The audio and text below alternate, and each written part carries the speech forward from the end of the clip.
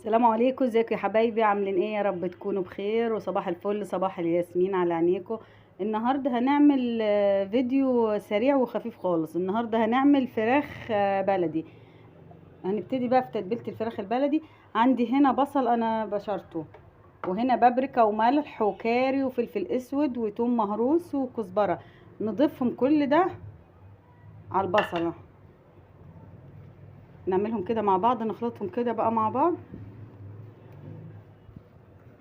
نبتدي بقى نتبل بيهم الفراخ.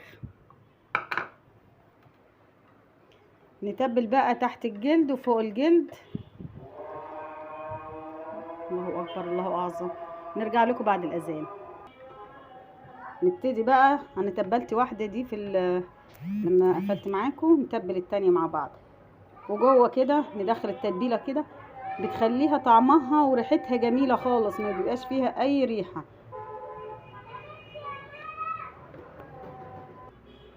كده خلاص نكتفها بقى.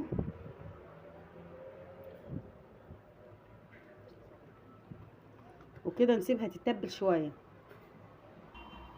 هنا الميه انا جبت ميه وحطيتها على البوتاجاز غليت، هننزل عليها ببصله وطماطمايه، وهنضيف نفس البهارات اللي انا تبلت بيها البصل.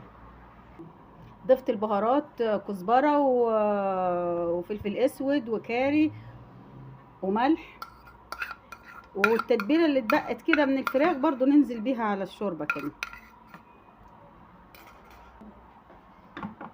وضفت معلقه توم معاهم، معلقه صغيره، وننزل بالفراخ بقى.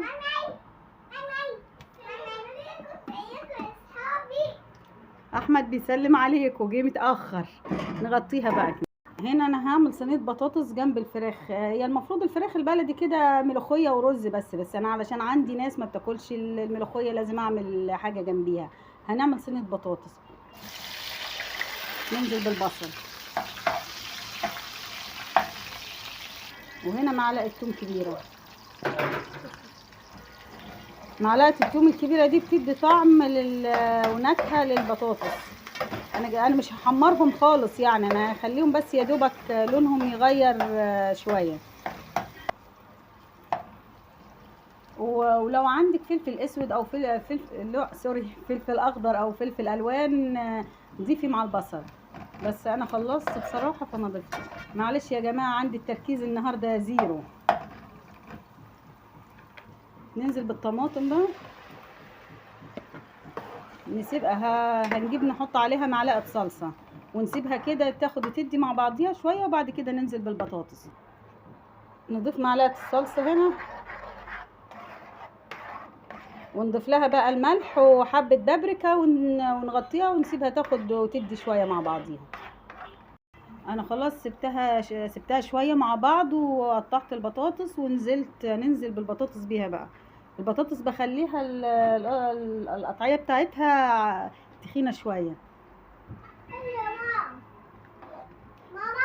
نعم يا بودي. ماشي يا حبيبي.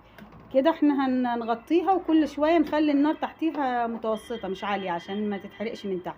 وكل شويه نيجي نبص عليها نقلبها، ولما تحتاج سوا زياده نزيدها مع بعض. انا كده هعمل شويه رز بشعريه. سخنت الزيت.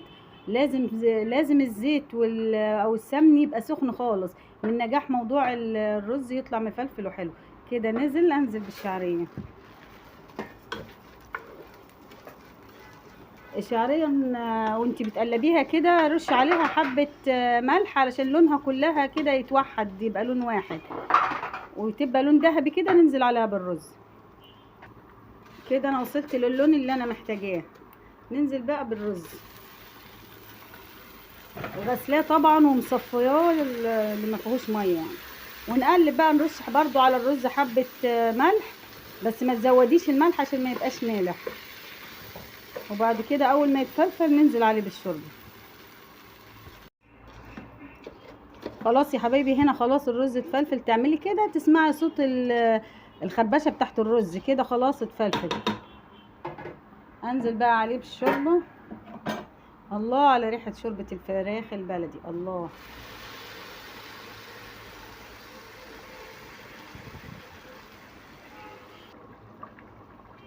كده خلاص انا زودتها بالشوربه. يا جماعه انا هقول لكم على حاجه، انا بشوف ناس كتيره خالص بتزود الرز بميه سخنه. الرز ما يبقاش رز الا نتزود بشوربه اللحمه او الفراخ. انا ما بستطعمش لا بتضيف له ميه سخنه وبتحط له مرقه فوريه وبهارات، لا خالص. احلى حاجه الشوربه. كده غليت خلاص، نوطي عليه ونغطيه لما يتشرب، وبعد كده لو محتاج زياده هزيده. انا هنا جبت الشوربه اللي هعمل بيها الملوخيه، نزلت بيها بشويه توم مفرومين وشويه كزبره ناشفه. اول ما بتغلي كده بننزل بيها بالملوخيه. انا بصراحه بحب اقلب الملوخيه بالمضرب، بس للاسف كل ما اجيب مضرب عبد الرحمن يرميه من البلكونه. عندي هوايه انه يرمي اي حاجه من البلكونه. سبت لونه فرشه، مضرب، هو دول اللي بيحب يرميهم. المضرب بيضربها بسرعه كده وما بيخليش فيها تكتلات.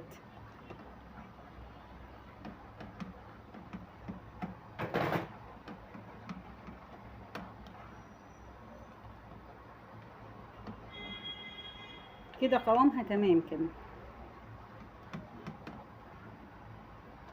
ومكعب مرقة دجاج يبقى كده تمام خالص. يا دوب كده هتغلي نرفعها كده. كده انا سخنت السمنه. اللي بحب اعمل الملوخيه بالسمنه البلدي بيديها طعم. ما تبقاش غامقه قوي طشه الملوخيه.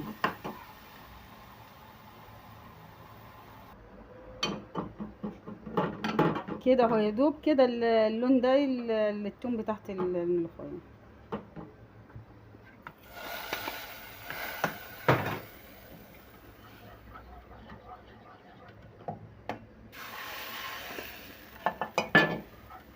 نقلبها كده بحيث التوم كله يدخل مع الملوخيه كده. خلاص بقى يا حبايبي، الاكل خلاص جهز خلاص، وانا غرفت اهي الملوخيه جميله والرز مفلفل خالص، وهنا حمرت الفراخ، وهنا صينيه البطاطس. ويا ريت اللي يدخل يتفرج على الفيديو يعمل لي اشتراك في القناه. يا جماعه انا كل اللي طالباه منكم ان انتوا تشتركوا معايا في القناه، عايزه اكمل 1000 مشترك، فعشمانه في ربنا ثم فيكم تعملوا لي اشتراك في القناه. ويا رب النهارده كنت ضيفه خفيفه عليكم. ويلا سلام، سلام عليكم.